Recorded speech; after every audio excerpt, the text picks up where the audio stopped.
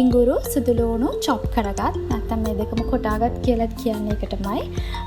ඒ වගේම කුරුදු ස්වල්පයක්, රම්පෙක් ස්වල්පයක්, ඒ වගේම එනසාල් කරාමුණටි මේ දෙකම කුඩු කරගෙන කුඩු දෙකක් කුඩු වශයෙන් ගන්න පුළුවන්.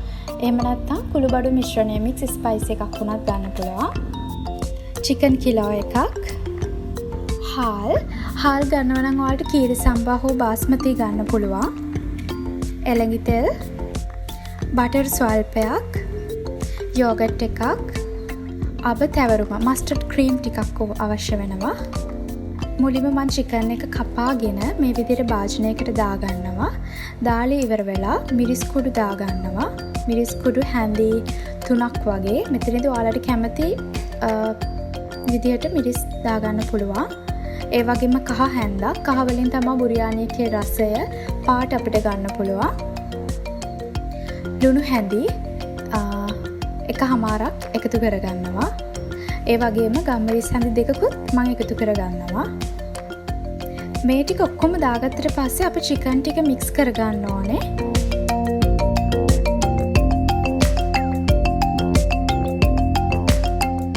මික්ස් කරගෙන ඉවර වෙලා මම මේකට මස්ටර්ඩ් ක්‍රීම් අබ තැවරුමෙන් දානවා. අබ ක්‍රීම් එකෙන් හැඳි භාගයක්, මේස හැඳි භාගයක් එකතු කරගන්නවා.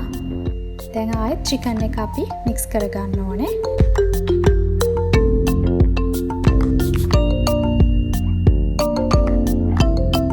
දැන් මම රයිස් කුකර් එක ඔන් කරලා රත් වුණාට පස්සේ එළඟි තෙල් හැඳි 3ක් දාගන්නවා. එළඟි තෙල් වලින් හොඳ රසයක්, ඒ වගේම හොඳ සුවඳක් අපිට බුරියානි එකට එකතු කරගන්න පුළුවන්. මම දැන් එළඟි තෙල් එක රත් වුණාට පස්සේ චොප් කරගත්ත ඉඟුරු සුදුලූණු, ඒ වගේම කුරුඳු ස්වල්පයක් එකතු කරගත්තා.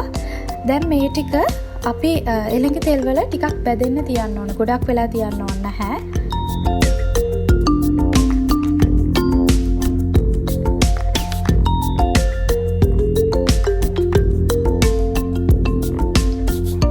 ඊට පස්සේ අපි චිකන් ටික එකතු කරගන්න ඕනේ.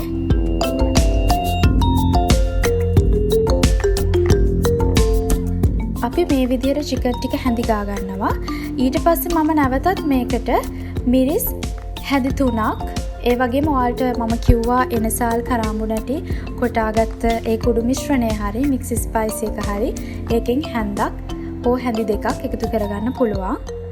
මේකෙදි ඔයාලා කැමති ප්‍රමාණයක් එකතු කරගන්න. ඒ වගේම ලුණුත් දාගන්නවා. ලුණු හැඳි දෙකක් මම එකතු කරගන්නවා. ලුණු හැඳි දෙකක් එකතු කරගන්නේ මේ සියල්ලම එකතු කරගන්නේ චිකන් එකට නෙමෙයි බත් එකට. මොකද අපි හාල් එකතු කරගන්න හින්දා හාල් වලට ලුණු අවශ්‍යයි. ඒ රසය එකතු කරගන්න තමයි මේ ටික දාන්නේ. දාලා ඉවර වෙලා මම හැඳි ගා ගන්නවා. මේ ටික දාලා ඉවර වෙලා මම ආයෙත් මේක මික්ස් කරගන්නවා.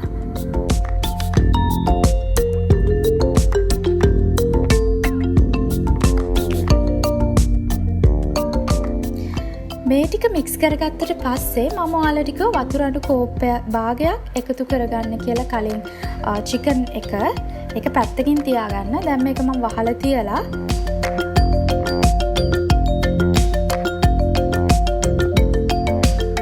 එළඟි තෙල් වල බැදුනට පස්සේ මම මේකට වතුර දැන් විනාඩි 2කට විතර පස්සේ අර වතුර ටික එකතු කරගන්නවා.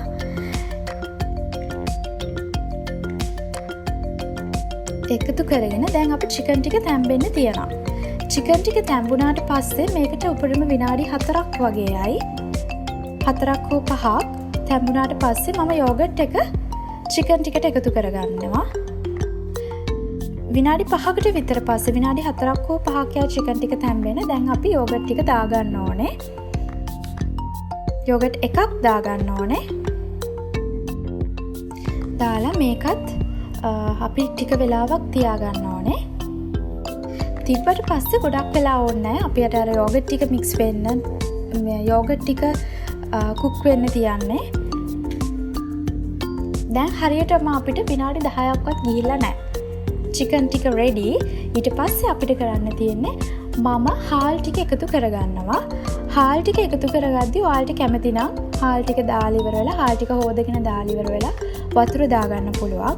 එහෙමත් නැත්නම් හාල් ටිකට වතුර ටික දාලා මේක හදන්න ගත්ත වෙලාවේ චුට්ටක් පැත්තකින් තියන්න. ඒක ගොඩක්ම බැරි වෙන්නේ නැහැ.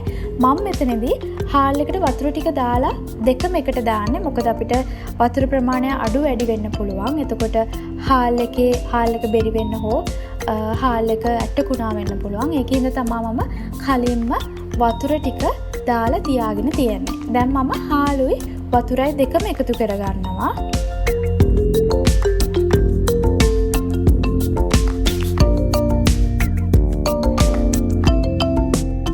හාලුයි වතුරයි දැම්මට පස්සේ අවසානයේ මම කිව්වාලට රම්පි කැබැල්ලක් තියාගන්න කියලා. ඒ රම්පි කෑල්ල මම එකතු කරගෙන ඉවර වෙලා අන්තිමේටම අපි කරන්නේ බටර් ස්වල්පේ දාගන්නවා.